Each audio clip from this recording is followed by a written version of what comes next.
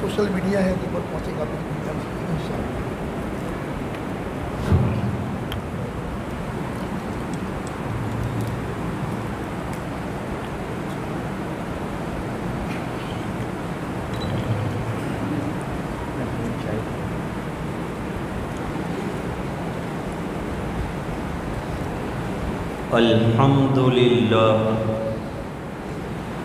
الحمد للہ وکفا وسلام علی عبادہ الذین اصطفى خصوصا علی افضلہم وخاتم النبیین محمد الامین وعلى آلہ وصحبہ اجمعین، اما بعد، اعوذ باللہ من الشیطان الرجیم، بسم اللہ الرحمن الرحیم، الا ان اولیاء اللہ لا خوف علیہم ولا هم يحزنون الذین آمنوا وكانوا يتقون لهم البشرى في الحیاة الدنیا وفي الآخرة لا تبدیل لکلمات اللہ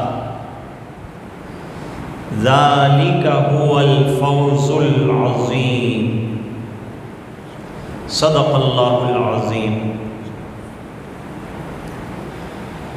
اللہم صل علی سیدنا محمد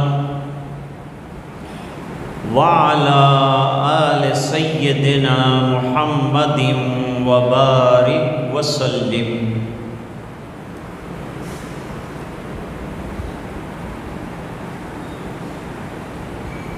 بزرگوں اور بھائیوں اور دینی ماں بہنیں،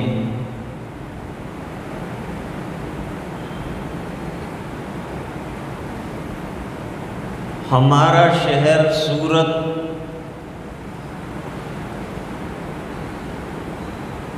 اور قصبہ راندیر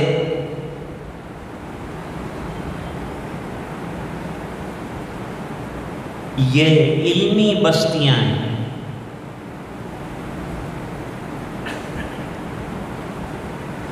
کثرت سے علماء یہاں ہوئے ہیں اور فی الحال بھی موجود ہیں۔ پورا شہر اہل علم سے لبریز،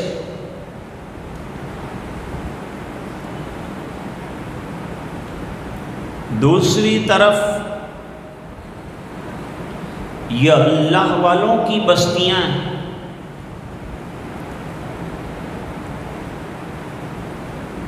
راندیر میں تبع تابعین صاحب کا مزار بتلایا جاتا ہے، وہاں کے قبرستان میں بھی بہت سے اللہ والے لیٹے ہوئے۔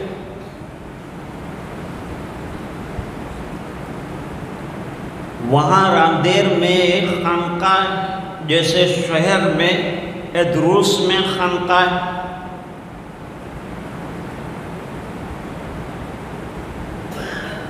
یہاں قادریہ سلسلے کے بزرگ اور رفاعی مشائخ رہے،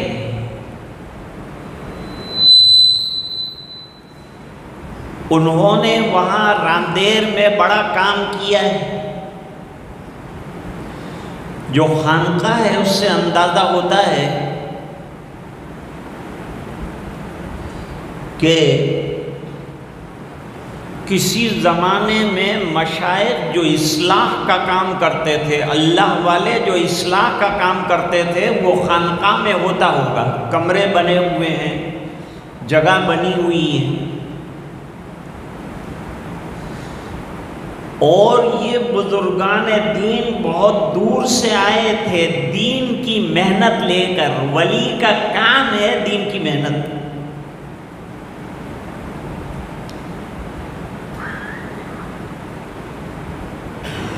سیدنا عبد القادر جیلانی رحمۃ اللہ علیہ، ان کے مجازین میں ایک بزرگ گزرے ہیں سید احمد رفاعی رحمۃ اللہ۔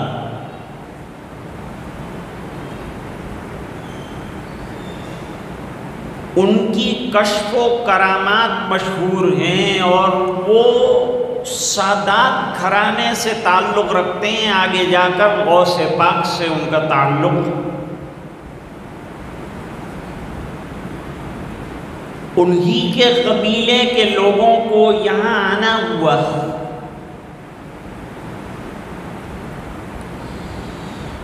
راندیر میں عیدگاہ، جیم خانہ کا میدان، اس کے علاوہ اور بہت سی زمینیں اس زمانے میں راندیر کے مسلمانوں نے انہیں دی،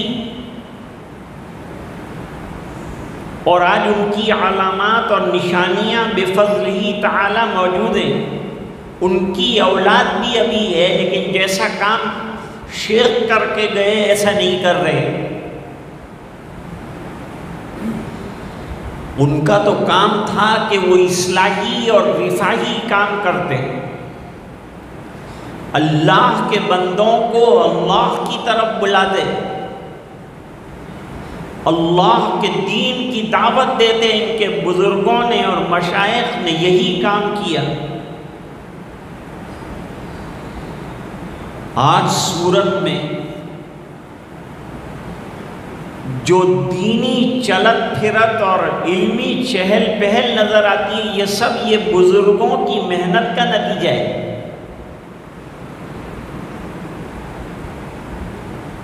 خواجہ دانا صاحب رحمۃ اللہ علیہ کا تعلق نقشبندیہ کے ساتھ ہے، یہ نقشبندی بزرگ ہیں، اور انہوں نے بھی اپنے زمانے میں بفضلہ تعالی خوب کام کیا۔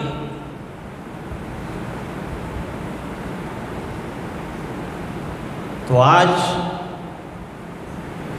سیرت الاولیاء کے سلسلے میں جمعیت نے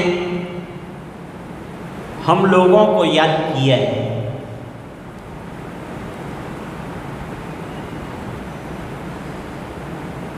ایک آیت کریمہ میں نے پڑھی ہے آپ کے سامنے۔ یہ آیت کریمہ سورہ یونس کی ایک آیت ہے۔ اس میں اللہ تعالیٰ نے اولیاء کی صفات اور ان کی خوبیاں اور ان کے دنیاوی اور اخروی مراتب کا تذکرہ کیا ہے۔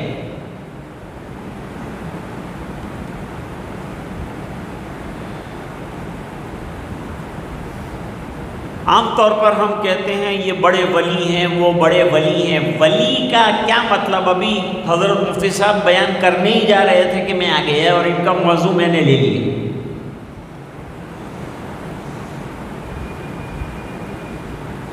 ولی کے معنی قریب کے بھی آتے ہیں اور ولی کے معنی دوست کے بھی آتے ہیں۔ اللہ کے ولی یعنی اللہ سے بہت قریب۔ آ جاؤ، اللہ آپ بیٹھے رہو، مولی انور بیٹھے رہو، وہ بیٹھیں گے، کرسی نہیں، جگہ جس کی جو طے ہے وہاں بیٹھے گا۔ آ جائیے۔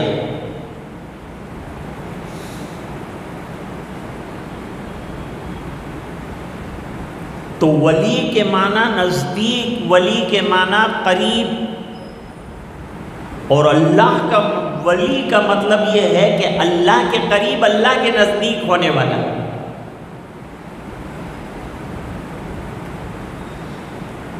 سب سے زیادہ اللہ کے قریب کون ہوتا ہے؟ انسانوں میں سب سے بہتر اور افضل لوگ انبیاء ہوتے ہیں۔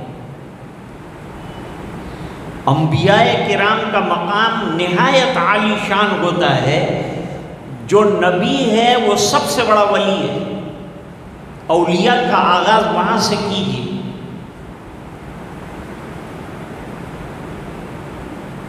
کیونکہ نبی کو بواسطہ وحی اللہ کا بے حد قرب حاصل ہے۔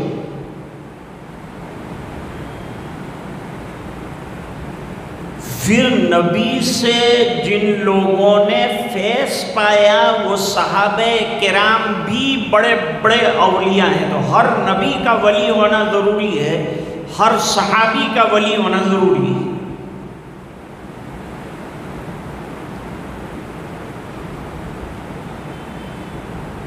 ہم بعد میں بالواسطہ اللہ سے قرب حاصل کر کے، نزدیکی حاصل کر کے، مقام حاصل کرنے والے اولیاء کا تذکرہ تو کرتے ہیں، لیکن سرکار کا تذکرہ اور صحابہ کرام جو ولی ہیں ان کی خرق عادت اور ان کی بھی کرامات ظاہر ہوئی، اس کو بھول جاتے ہیں۔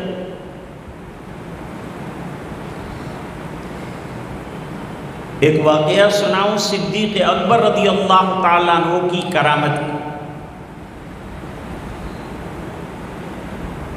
حضرت ابو بکر صدیق رضی اللہ تعالیٰ عنہ کو نبی کریم صلی اللہ علیہ وسلم کے حکم پر مہمان ملے۔ رات کا وقت تھا، مہمانوں کو لے کر گھر پر پہنچے، لیکن ان کو حضور سے مشورہ کرنا تھا تو مہمانوں کو گھر چھوڑا۔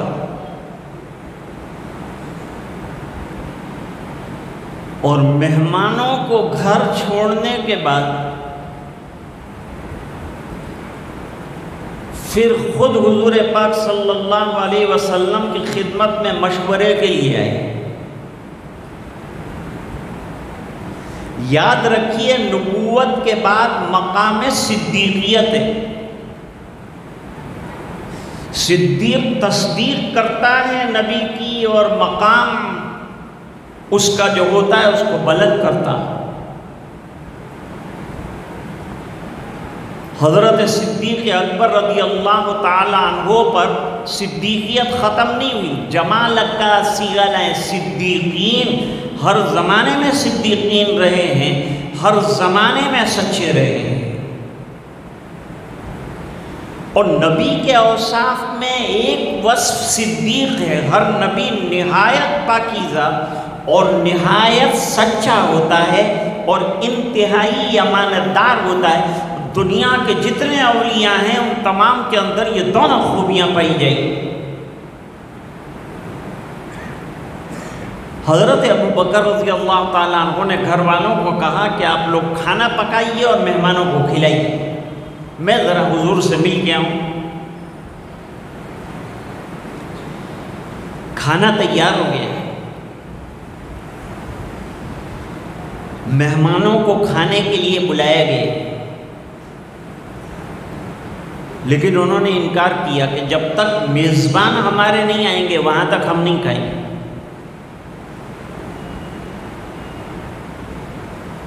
تو صاحبزادے عبد الرحمن نے اصرار کیا کہ بھئی میرے والد صاحب کو دیر بھی ہو سکتی ہے، دیر تو دیر، لیکن جب تک وہ نہیں آئیں گے ہم نہیں کھائیں گے۔ تھوڑی دیر کے بعد حضرت صدیق اکبر رضی اللہ تعالیٰ عنہ تشریف لے آئے۔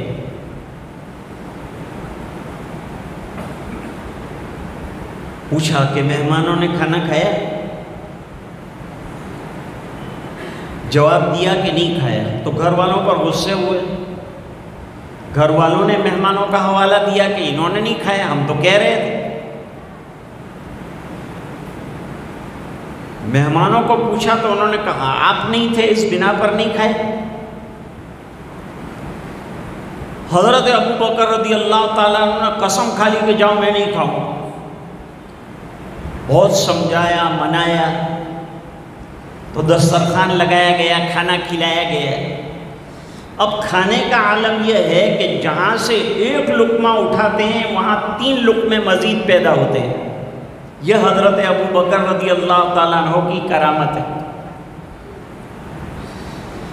جب لقمہ اٹھاتے ہیں دوسرا لقمہ وہاں آ جاتا ہے، تیسرا لقمہ اٹھاتے ہیں اور لقمہ وہاں آ جاتا ہے۔ کھانا کھا کے فارغ ہوئے تو جتنا رکھا تھا کھانا اس سے دگنا ہو گیا، اور یہ بچا ہوا کھانا حضور کی خدمت میں بھی پہنچایا گیا۔ آپ نے کہا کہ یہ حضرت ابو بکر رضی اللہ تعالیٰ عنہ کی ولایت اور بزرگی کی علامت ہے۔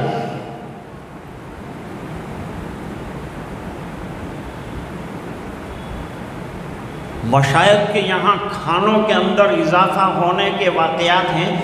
جناب رسول اللہ صلی اللہ علیہ وسلم کے یہاں بھی کھانے کے اندر اضافے کے بہت سے واقعات ہیں، وہ معجزات کہلاتے ہیں۔ یہ کرامات کہلاتی ہیں، وہ معجزات کہلاتے ہیں۔ نبی سے جو صادر ہونے والا خلاف عادت واقعہ ہوتا ہے اسے معجزہ کہتے ہیں، انگریزی میں میریکل کہتے ہیں۔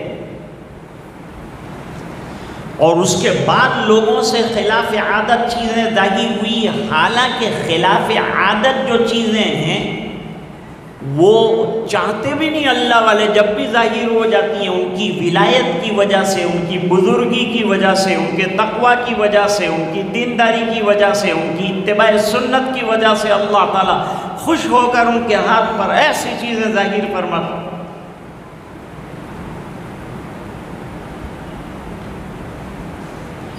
جنید بغدادی رحمت اللہ علیہ کے 2 واقعات سناتا ہوں۔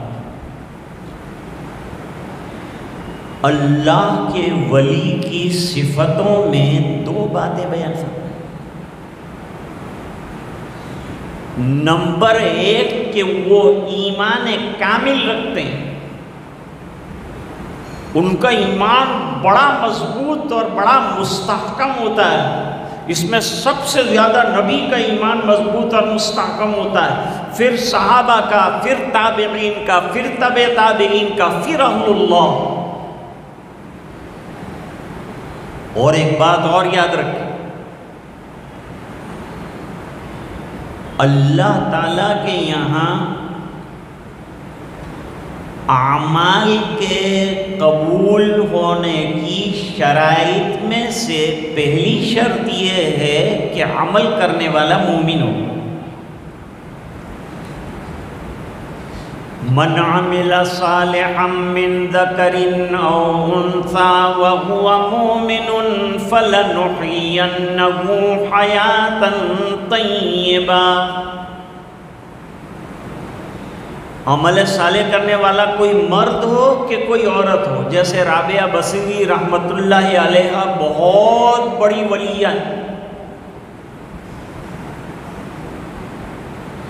ان سے کسی نے پوچھا اور کہا کہ آپ کتنی بھی بڑی ولیہ بن جائے لیکن نبی نہیں بن سکتے۔ ولایت میں آپ کا مقام انتہائی اعلیٰ درجے کا ہے لیکن آپ نبی نہیں بن سکتے، کیونکہ اللہ نے کسی خاتون کو نبی نہیں بنایا۔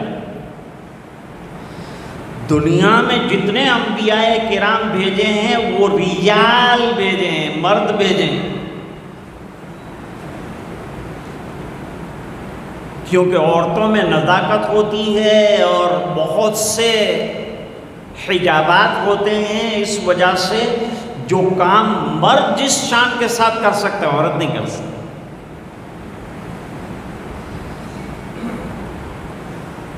لیکن جواب بڑا بہترین دیا رابعہ بصری رحمت اللہ علیہ نے۔ انہوں نے کہا کہ عورت نبی بنتی تو نہیں ہے لیکن جنتی ضرور۔ جتنے نبی جنے گئے ہیں سب خواتین ہی کے پیٹ سے ہوتے ہوئے آئے ہیں۔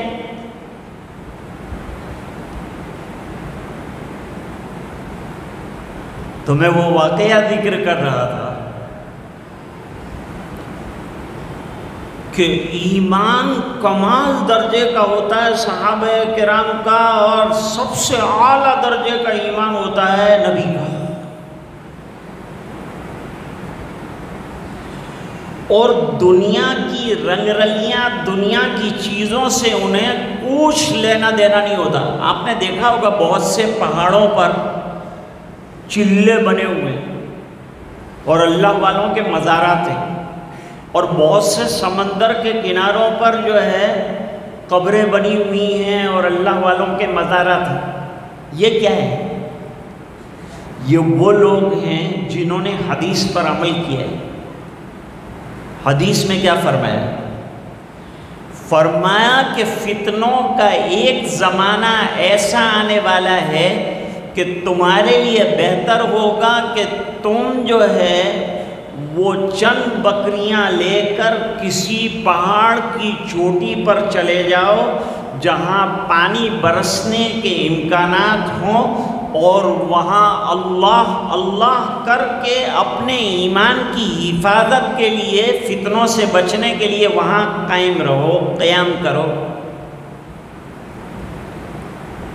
یہ روایت حضرت امام بخاری رحمۃ اللہ علیہ نے روایت فرمائی. اس سے معلوم ہوتا ہے کہ یہ حضرات جو پہاڑوں پر جا کر قیام پذیر ہو گئے، کہ واقعی اللہ والے تھے کہ دنیا کے فتنوں سے بچنے کے لیے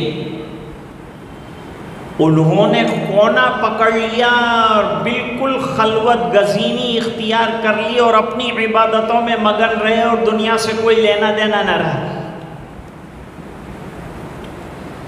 لیکن اس پر ایک سوال ہوتا ہے کہ پھر یہ جو ہمارے شہروں میں جو بزرگ نظر آتے ہیں، جن کے مزارات نظر آتے ہیں، ان کا کیا ہے؟ وہ کیوں رہے؟ تو وہ اصلاح کے لیے رہے. بھئی سب چلے جائیں گے تو اللہ کے بندوں کی اصلاح کون کرے گا؟ ان کو راہ کون دکھائے گا؟ سمجھائے گا کون؟ نماز کی دعوت کون دے گا؟ دین کی دعوت کون دے گا؟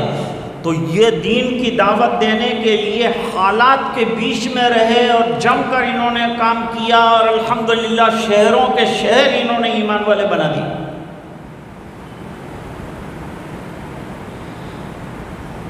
واقعات میں آتا ہے خواجہ معین الدین چشتی سنجری اجمیری رحمت اللہ علیہ سنجر سے چلے اور ایک عرصے دراز تک سفر کرتے کرتے پتہ بھی نہیں تھا کہ اجمیر کہاں ہے، لیکن خواجہ عثمان ہرونی رحمت اللہ علیہ نے کہا تھا کہ تم کو راجستھان کے ایک شہر اجمیر میں جانا ہے جہاں چاروں طرف مندروں کا، پجاریوں کا چرچا ہے، وہاں جا کر اللہ کا نام بلند کرنا ہے. تو کیسے آئے معلوم ہے؟ میں تاریخ پڑھ رہا تھا ان کی. کسی کے گھر کی دعوت انجانے کی نہیں کھاتے تھے.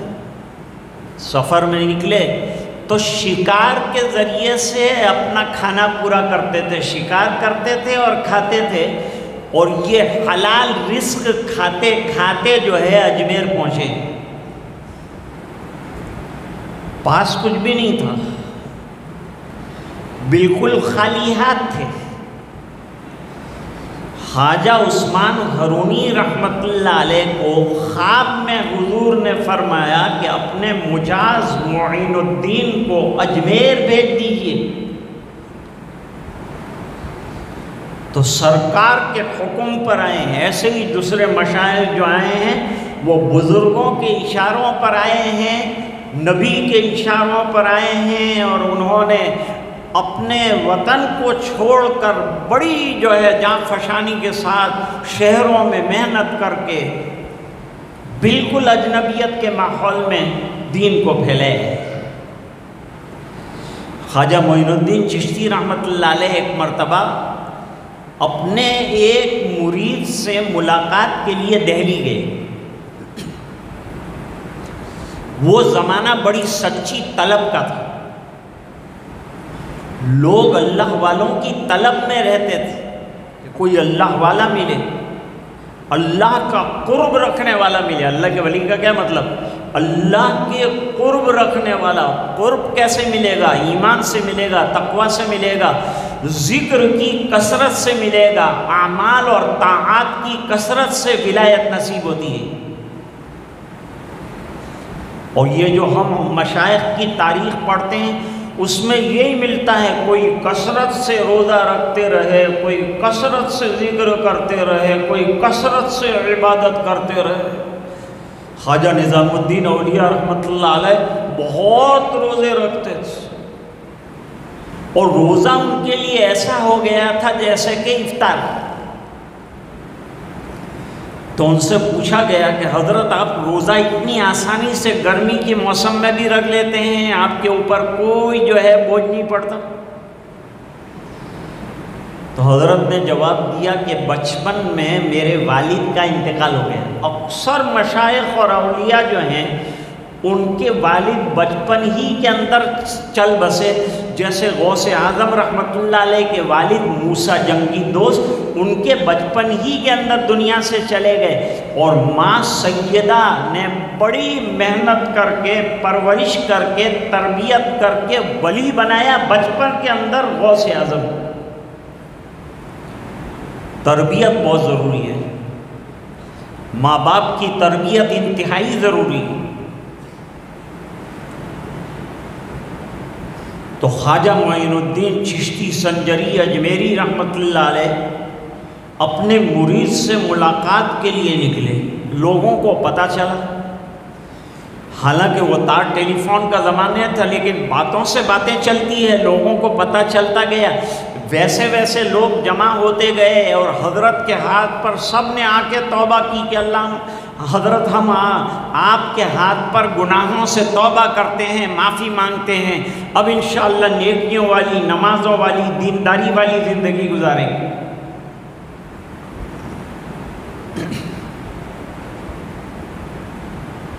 جب لوٹ کر آئے تو ماں کے سامنے تذکرہ کیا، ماں سے کہا کہ امی جان میرے ہاتھ پر یہاں سے دہلی گیا، دہلی سے واپس آیا، 7.5 لاکھ لوگوں نے توبہ کی۔ پہلے لوگوں میں کتنی طلب تھی؟ پہلے لوگ ولیوں کو تلاش کرتے تھے، آج تو سننے کے لیے جمع ہونا بھی مشکل ہو گیا کہ سیرت اولیاء سننے کے لیے تو کم سے کم آتے، اولیاء کو دیکھنے سے تو رہے۔ اور وہ ولیوں کو دیکھنے کے لیے میلوں کا سفر کرتے تھے، اور ہمارے صحابہ کرام کا حالت یہ تھی کہ ایک حدیث کو حاصل کرنے کے لیے 1 مہینے کا سفر کیا۔ حضرت جابر بن عبداللہ نے حضرت انیس رضی اللہ تعالیٰ عنہ سے ایک حدیث باضابطہ سننے کے لیے شام کا سفر 1 مہینے کی مسافت کا طے کیا۔ آج ہم گھر سے مسجد نہیں آ سکتے، ہم سوچتے ہیں کہ ہم ولی بن جائیں، نیک بن جائیں، سیرت اولیاء کیوں سنتے ہیں کہ ہمارے اندر وہ خوبیاں اور وہ کمالات اور وہ تقوی اور وہ بزرگی پیدا ہوتا ہے، اور ہم بھی ولی بن جائیں۔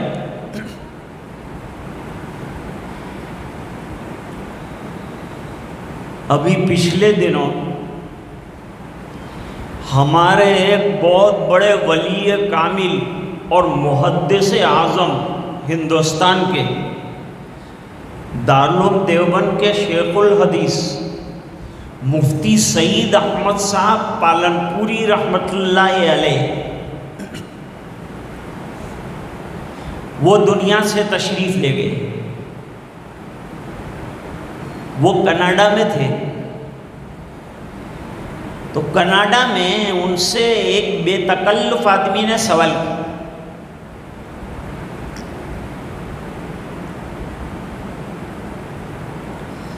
کہ حضرت میں اپنے بچے کو ولی بنانا چاہتا ہوں، کیسے بنے گا میرا بچہ ولی؟ جیسے جنید بغدادی تھے، ابراہیم ابن ادہم تھے، غوث اعظم تھے، کیا آج نہیں بن سکتے ہیں؟ بن سکتے ہیں، لیکن وہ خوبیاں، وہ کمالات، وہ تقوی، وہ ہدایات چاہیے تو بنے۔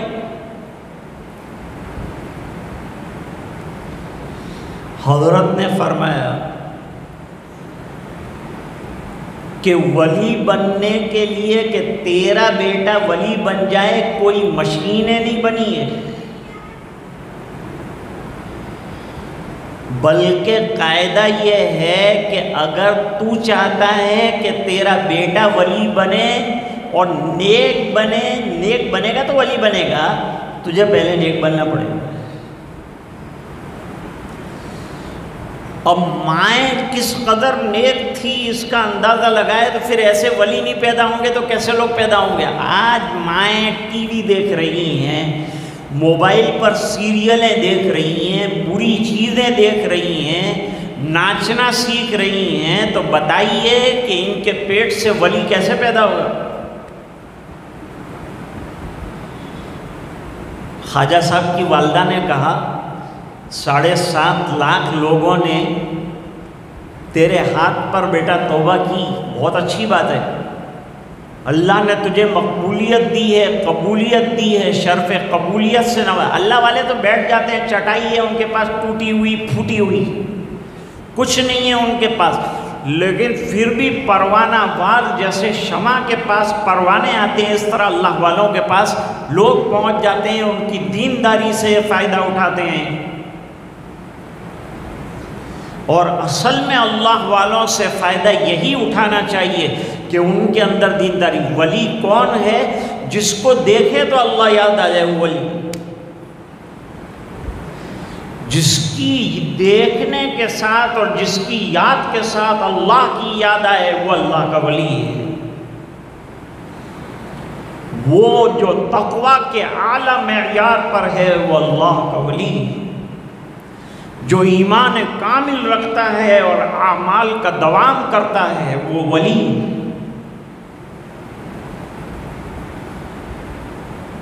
ماں نے کہا بیٹا اس میں میرا بھی حصہ ہے۔ جی امی جان آپ ہی کا ہے تمام حصہ، آپ کی تعلیم، آپ کی تربیت، آپ کی پرورش کے نتیجے میں اللہ تعالیٰ نے یہاں تک پہنچایا۔ فرما نہیں بیٹا، جب تو پیدا ہوا میں نے تجھے دودھ پلانا شروع کیا، جس دن سے دودھ پلایا وہاں سے لے کر دودھ چھڑایا وہاں تک کوئی دن بغیر وضو کے تجھے دودھ نہیں پلایا۔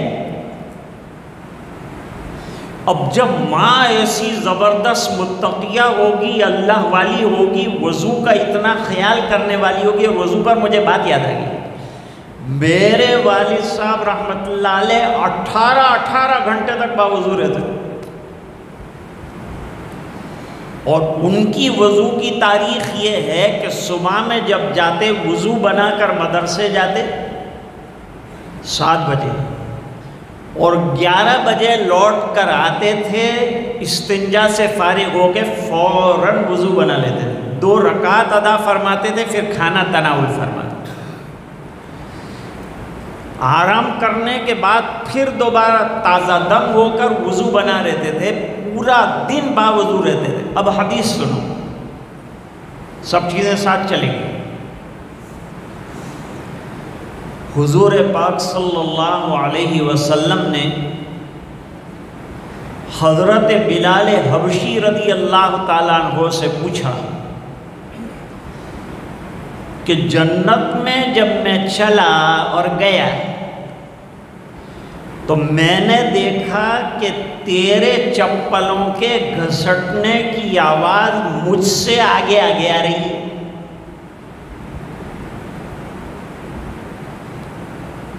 کیا عمل کرتے ہو؟ حالانکہ یہ تو حضور کے خادم ہیں۔ کہ حضور میں کیا عمل کروں گا، لیکن 2 عمل آپ نے بتائے تھے وہ میں کرتا ہوں۔ جب بھی بے وضو ہو جاتا ہوں تو وضو کر لیتا ہوں، ایک عمل، اور وضو کرنے کے بعد اگر وقت ہوتا ہے تو تحیۃ الوضو پڑھ لیتا ہوں۔ آپ تجربہ کر کے دیکھیے، با وضو گھر سے نکلیے اور کام کیجئے، تجارت کیجئے، عجیب برکتیں اللہ تعالیٰ نے وضو کے اندر رکھی۔ وضو جہاں طہارت ہے وہاں سبب برکت بھی ہے، اور ہمارے اہل اللہ ہمیشہ باوضو رہتے تھے۔ غوث اعظم رحمۃ اللہ علیہ کی والدہ نے بڑی محنتوں سے اور بڑی پاک دامنیوں کے ساتھ اپنے بچے کی پرورش کی. میں عرض کر رہا تھا کہ ولی وہ ہوتا ہے جو سنتوں کا انتہائی درجے کا پابند ہوتا ہے، اور اصل چیز اور خلاف عادت اور کرامت اگر دیکھنا چاہتے ہیں تو سب سے بڑی کرامت یہ ہے کہ اس کی زندگی میں سنت کے خلاف کوئی چیز نہیں دیکھتی. خواجہ نظام الدین اولیاء رحمۃ اللہ علیہ کی میں بات کر رہا تھا. بچپن میں ان کے والد صاحب کا انتقال ہو گیا. ماں نے بڑی محنتوں کے ساتھ مزدوریاں کر کر کے بچوں کا پیٹ پالا، اور پیسے ختم ہو جاتے تھے تو ماں جو ہے بچوں کو جمع کرتی تھی اور جمع کر کے کہتی تھی کہ بچوں اللہ کے مہمان بننا ہے. اور ظاہری بات ہے کہ مہمان بننا کس کو پسند نہیں ہے، کیونکہ مہمان کو کچھ محنت نہیں کرنی ہوتی، بسم اللہ پڑھ کے کھا لینا ہے اور الحمدللہ کہہ کے اٹھ جانا ہے. سب محنت میزبان کو صبح سے بیچارے دماغ پاشی کرتی تھی خواتین، جب جا کے ابھی رات کو ہم کو کھانا کھلائے. ہم نے کیا کیا، بسم اللہ پڑھی اور کھا لیا اور الحمدللہ پڑھ کے اٹھ گئے اور مولوی انور صاحب کو دعا دے دی. تو سب سے اچھا کام اور آسان کام دو ہے. کسی کے دسترخوان پر بیٹھ کر کھا لینا سب سے آسان کام، اور کسی امام کے پیچھے یہ کہہ کر نماز پڑھ لینا کہ نماز پڑھتا ہوں میں اس امام کے پیچھے، اب سب ذمہ داری امام کی. حدیث شریف میں فرمایا الامام و ضامن، امام ذمہ دار ہے، یہ جنت میں لے جائے جہاں اس کو لے جانا وہ لے جائے، ہماری ذمہ داری ختم ہوئی، وہ لے جائے گا اب ہم کو. بیچارے امام کی اتنی ذمہ داری تو ویسے ہی ہے، اور پھر اوپر سے متولی حضرات ہیں، وہ ذمہ داریوں کو اور بڑھا دیتے ہیں اور اس کو ذمہ داریاں یاد دلاتے ہیں. 6 کروڑ کی مسجد بنائے گا اور 6,000 روپے جو ہے امام کو دینے کی ہمت نہیں. کیا اولیاء کی سیرت سننے آئے. اپنے اماموں کو خوب نوازو اور دو اور بخشو. ہر امام اللہ کا ولی ہے. حدیث کو اگر میں آپ کے سامنے رکھوں تو میں کہہ سکتا ہوں جس نے لا الہ الا اللہ سچے دل کے ساتھ پڑھا ہے وہ سب ولی. اور دلیل قرآن میں اللہ فرماتے ہیں اللہ ولی الذین آمنوا، اللہ تعالیٰ ایمان والوں کے دوست ہیں، ولی ہیں. ان کو کفر کے اندھیرے سے نکالا اور ایمان کا اجالا عطا فرمایا. یہ مقام اللہ تعالیٰ نے عطا کیا ہے. تو اللہ کا مہمان کون بنے گا؟ سب بچے انگلی اٹھاتے کہ ہم اللہ کے مہمان بنیں گے. وہ کہے ہم اللہ کے مہمان. اللہ کے مہمان بننے کا طریقہ یہ ہے بیٹا کہ اپنے روزہ رکھنا ہے. انجم بھائی کیا کہا؟ روزہ رکھنا ہے.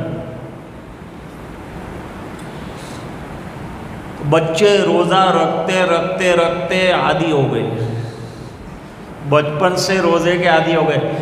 اور جب ماں زیادہ کھانا چند دنوں تک کھلاتی اور روزہ نہ رکھواتی تو بچے مچل کر کہتے، خواجہ نظام الدین اولیاء کہتے کہ امی جان اللہ کا مہمان نہیں بناتے آپ، یعنی روزہ نہیں رکھواتے ہمارے پاس.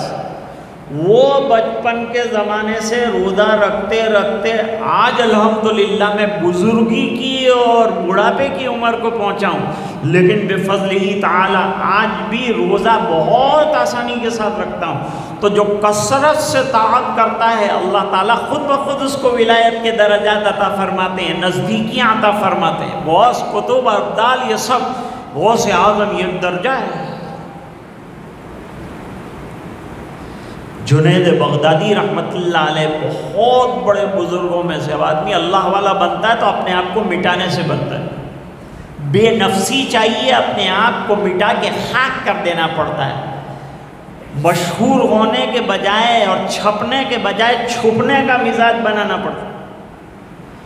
مٹا دو اپنے آپ کو. فنا کا درجہ، ولی کون ہے؟ جو درجہ فنا پہ پہنچا ہے، اپنے آپ کو اللہ کی یاد میں فنا کر ڈالا. پھر ان کے یہاں خوشیاں بھی مہمان بن کے آتی ہے، غم بھی مہمان بن کے آتے ہیں، اور نہ غم سے متاثر ہوتے ہیں نہ خوشیوں سے بہت زیادہ آؤٹ آف کنٹرول ہوتے ہیں۔ اللہ والوں کا حال ہر وقت یہی رہتا ہے۔ غوث اعظم رحمۃ اللہ علیہ سے کسی نے کہا کہ اپنا وہ جو قیمتی ہیرا خزانے کے اندر کئی کروڑ روپے کا تھا وہ گم ہے۔ فرمایا الحمدللہ۔ پھر تھوڑے عرصے کے بعد آ کے خزانچی نے بچایا کہ حضرت وہ تو مل گیا۔ فرمایا الحمدللہ۔ جو حضرات بیٹھے تھے وہ ایسے موقع پر ذرا ادب سے اللہ والوں سے پوچھ لیتے ہیں، حضرت وہ جو پہلا موقع تھا اس میں تو انا للہ پڑھنی چاہیے، اس میں بھی آپ نے الحمدللہ پڑھ لی، اور ابھی دوسرے موقع پر بھی آپ نے الحمدللہ پڑھ لی، یہ تو سمجھ میں آیا، لیکن وہ سمجھ میں نہیں آیا۔ بہت سی چیزیں سمجھ میں آتی، نہیں سمجھ میں آئے تو صحابہ کرام پوچھتے تھے۔ حدیث شریف میں فرمایا انصر اخاک ظالما او مظلوما، اپنے ظالم بھائی کی بھی مدد کرو، مظلوم کی بھی مدد کرو۔ ظاہری بات ہے کہ دماغ کے اندر خیال پیدا ہو گیا کہ بھئی مظلوم کی مدد کرنا یہ تو ایمانی عمل ہے، ہر مظلوم کی مدد کرنا ہر ایمان والے کا اسلامی اور ایمانی فریضہ ہے، یہ اس کو کرنا ہے۔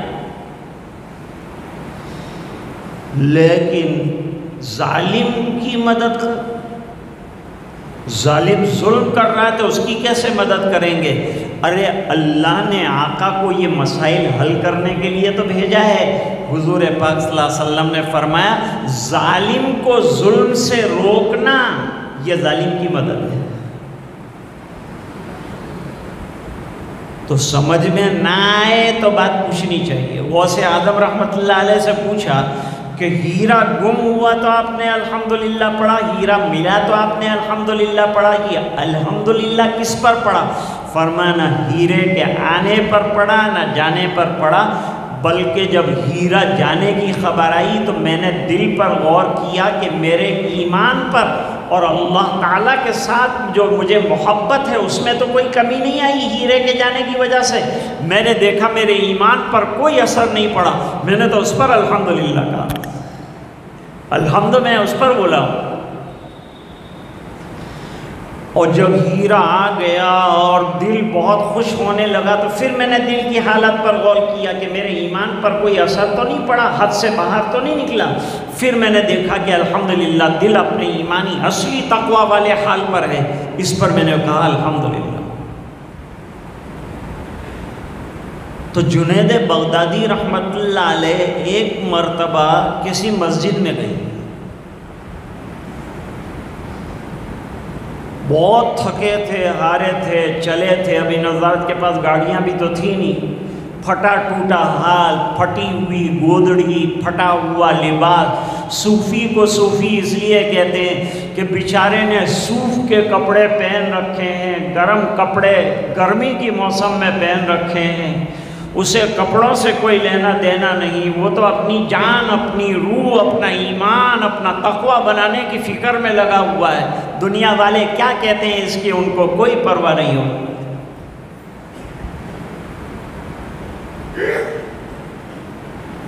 اس لیے ان کو صوفی کہا جاتا ہے، تصوف وہاں سے نکلا ہے۔ ہر ولی تصوف کا آدمی ہوتا ہے، صوفی ہوتا ہے، اللہ والا ہوتا ہے۔ تھکے ہارے تھے، مسجد کے اندر جا کر لیٹ گئے۔ ذمہ دار حضرات نے کہا بھائی مسجد میں نہیں سو سکتے۔ انہوں نے کہا سونے دو، میں رات کو اٹھ جاؤں گا، اللہ اللہ کروں گا، مجھے اور کوئی کام نہیں ہے، میں بہت تھکا ہوں، میں سیڑھی اتر کے اب جا بھی نہیں سکتا۔ ذمہ داروں نے اتنی زبردستی کی، انہوں نے کہا تم اٹھا کے ڈال دو نیچے تو ڈال دو، باقی میں نہیں جاؤں گا۔ تو وہاں جو ذمہ دار تھے، جو پہچانتے نہیں تھے، جو حضرت کے مرتبوں کو، اللہ والے چھپے رہتے ہیں نا، ان کے مرتبوں کو پہچاننا اور معلوم کرنا ہی مشکل ہوتا ہے۔ جب وہ چلے جاتے ہیں تو بعد میں پتہ چلتا ہے، بعد میں لوگ تعریفیں کرتے ہیں، لیکن وہ اپنا سب چھوڑ کر چلے جا چکے ہوتے ہیں۔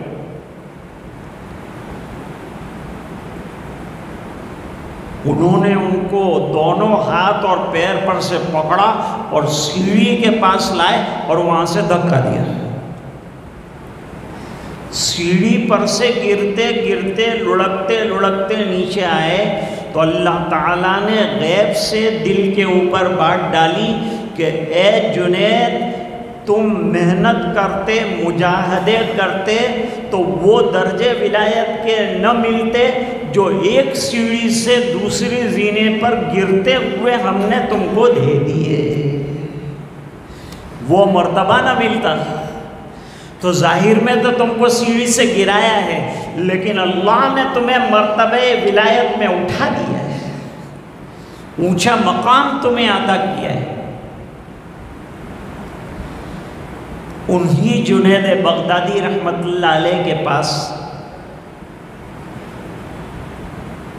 ایک مرید رہتا تھا.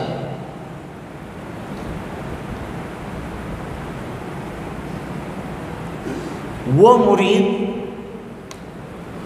بہت عرصے سے حضرت کو دیکھتا تھا، کئی سال ہو گئے وہ رہا. ایک مرتبہ اس نے کہا کہ حضرت اب میں اجازت چاہتا ہوں، اب آپ کے پاس رہنے کا کوئی مطلب نہیں رہا، جانا چاہتا ہوں. حضرت نے کہا کہ ابھی تو مراتب جو ولایت کے طے کرنے ہیں وہ باقی ہیں، اسباب باقی ہیں، کیوں چلے جا رہے ہو؟ جواب دیا کہ آپ کے پاس میں نے کوئی کرامت نہیں دیکھی. خلاف عادت بزرگوں کے یہاں کرامتیں جو ظاہر ہوتی ہیں وہ آپ کے یہاں کوئی کرامت میں نے نہیں دیکھی. حضرت نے فرمایا کہ اچھا ایک بات بتاؤ، کتنے سال سے ہو؟ 10 سال سے. کوئی بات خلاف سنت دیکھی؟ جواب دیا کہ یہ تعجب کی بات ہے کہ آج تک کوئی بھی بات خلاف سنت نہیں دیکھی. فرمایا سنتوں پہ استقامت یہ کرامتوں میں سب سے بڑی کرامت. لوگ کرامتیں ڈھونڈتے ہیں.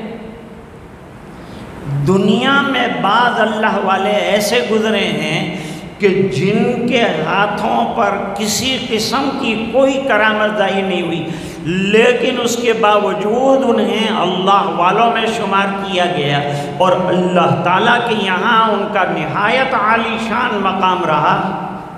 وجہ ان کی اتباع سنت، ایمان اور تقوی، اللہ کا ڈر. ایک بزرگ نے تربوز نہیں کھایا. پوچھا گیا کہ آپ تربوز کیوں نہیں کھاتے؟ فرمایا میرے آقا نے تربوز کھایا ہے کہ نہیں، اور کھایا تو کس طرح سے کھایا یہ مجھے مل نہیں سکا، اس بنا پر مجھے مرغوب ہونے کے باوجود تربوز چھوڑ رہا ہوں میرے آقا کے کھانے کے طریقے کے نہ معلوم ہونے کی وجہ سے. اتنا سنتوں کی اتباع.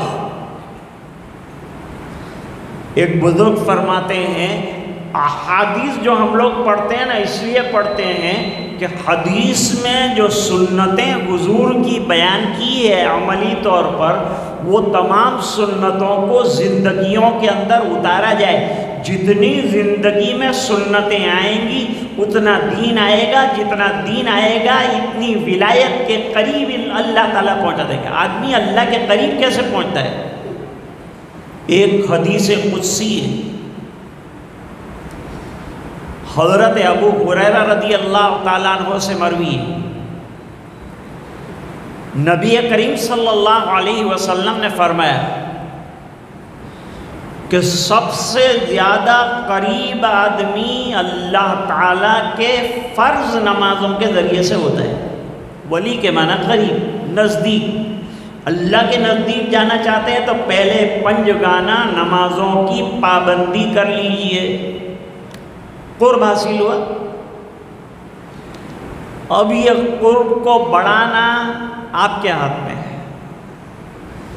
پھر حدیث میں فرمایا کہ یہ قرب کو اور یہ نزدیکی کو نوافل کے ذریعے سے بڑھاتے بڑھاتے بڑھاتے اس مقام پر پہنچتے ہیں، اس مقام پر پہنچتے ہیں، اس مقام پر پہنچتے ہیں کہ بندے کے اللہ تعالیٰ آنکھ، کان، ہاتھ، پیر بن جاتے ہیں۔ ایک اللہ والے کو پوچھا آپ کے مزاج کیسے ہیں؟ فرمایا جس نے اپنے مزاج کو اللہ کے حکموں کے تابع کر دیا ہو، اس کا مزاج کیا پوچھتے ہو؟ جیسا ان کا مزاج جیسا ہمارا مزاج، کوئی چیز میرے خلاف مزاج نہیں ہے، اس بنا پر کہ سب مزاج میں نے اپنے اللہ کے تابع کر دیا۔ تو اصل میں اللہ کے تابع ہو جانا، اللہ کی احکام کے تابع ہو جانا، سنتوں کا پابند ہونا، وہ حدیث میں عرض کر رہا تھا کہ حدیث میں فرمایا جتنی چیزیں ہیں تمام پر اللہ والا کہتا ہے میں عمل کر چکا، لیکن ایک حدیث پر عمل نہیں کر سکتا۔ کون سی حدیث ہے؟ فرمایا وہ حدیث وہ ہے جس میں یہ پتہ چلتا ہے کہ حضور پاک صلی اللہ علیہ وسلم نے سوار ہو کر بیت اللہ کا طواف کیا، یہ بھی ایک سنت ہے۔ ایک ام المومنین نے بھی بیت اللہ کا طواف عذر کی وجہ سے سوار ہو کر کیا۔ اس زمانے میں بیت اللہ کھلا ہوا تھا، آرام سے اونٹ اندر داخل ہو سکتے تھے، لیکن کہا موجودہ دور میں تو بھائی چپل لے کے جانا بھی مشکل ہے، تو پھر کیسے جو ہے اندر اونٹ لے کر جا سکتے ہیں؟ تو میں مجبور تھا، اس بنا پر یہ سنت پر مجھ سے عمل نہ ہو سکا، ورنہ بفضلہ تعالی جتنی سنتیں ہیں تمام پر ایک ایک کر کے میں نے عمل کرنے کی کوشش کی۔ اللہ کا ولی کون ہوتا ہے؟ اس پر میں نے بات کی۔ اب میرے بعد مولانا ارشد صاحب بہت مطالعہ کر کے آئے اور ابھی تک موبائل دیکھ رہے ہیں، اس لیے اب وہ آپ کے سامنے بیان فرمائیں گے سورت کے اولیاء کرام کی سیرت مقدسہ کیا ہے۔ اپنے مطالعے کی روشنی میں آپ کے سامنے وہ تمام حقائق جو ہیں وہ بیان کرنے والے ہیں۔ تو اب میں اپنی بات کو، میں نے سیرت اولیاء مطلقاً بیان کی ہے اور سب بیان نہیں کی ہے، ایک ذرا سا ذرہ انجم بھائی میں نے بیان کیا ہے۔ اولیاء کی سیرت بیان کرنے کے لیے نبیوں سے شروع کر کے اگر بات بیان کریں گے تو پوری رات گزر جائے گی، لیکن بات ختم ہونے والی نہیں ہے۔ مختصر یہ ہے کہ ہم کو سیرت میں سے 3 چیزیں لے لینی ہے۔ ایک یہ کہ ایمان کے ساتھ زندگی گزارو۔ آج ایمان پر زندگی گزارنا کتنا مشکل ہو رہا ہے، یہ مولانا سمجھائیں گے ابھی۔ اور دوسرا نمبر تقوی والی، اللہ سے ڈرنے والی زندگی گزارنا، نمبر 2۔ اور نمبر 3 جو ہے سنتوں کی انتہائی درجے کی پابندی، نمازوں کی پابندی، احکام کی پابندی۔ اللہ تعالی ہم سب کو نصیب فرمائے۔ انہی گزارشات پر اپنی بات کو ختم کرتا ہوں۔ آپ آرام سے تشریف فرما رہیں اور حضرت کی بات سے پوری طرح فیض یاب ہوں۔ مجھے چونکہ صبح پڑھانا بھی ہے، ذمہ داریاں بھی ہے، اس لیے آپ حضرات اپنی جگہ تشریف رکھتے ہوئے مجھے اجازت دے دیں گے۔ میں سلام عرض کرتا ہوں، آپ جواب عنایت فرما دیں، بڑا احسان ہوگا۔ السلام علیکم ورحمۃ اللہ وبرکاتہ۔